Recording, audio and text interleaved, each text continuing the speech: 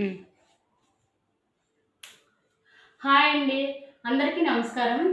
మేము పూజా మందిరం కట్టించుకున్నామండి. చూడండి ఎలా ఉందో. మేము దగ్గరుండి చెక్కలు తెప్పించుకొని మేమే కట్టించుకున్నామండి. ఇక్కడ బావుంటుందని చెప్పేసి ఇదిగో ఈ మొత్తం ఎత్తు కూడా చూడండి ఎంత ఎత్తు కట్టించుకున్నామో. ఈ డిజైన్ చూడండి మా వారి దగ్గరుండి చేయించారండి. ఈ డిజైన్ కూడా చాలా అంటే చాలా బాగుంది.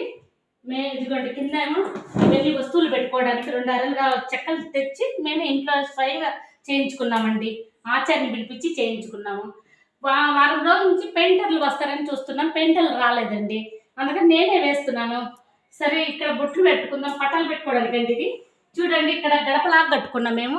అదంతా గడప కట్టినట్టు కట్టించుకున్నాం. పడకుండా పటాలు పటాలు కింద పడిపోకుండా ఇలా కట్టించుకున్నామండి. సొంతంగా ఉండి ఐడియాతో మేము కట్టించాము. ఇప్పుడు బొట్లు పెట్టుకుందాంలే అని చెప్పేసి రేపు ఏకాదశి వస్తుంది కదండి. ఏకాదశి రోజుల్లో పూజలు పెట్టుకుందామని చూస్తున్నామండి.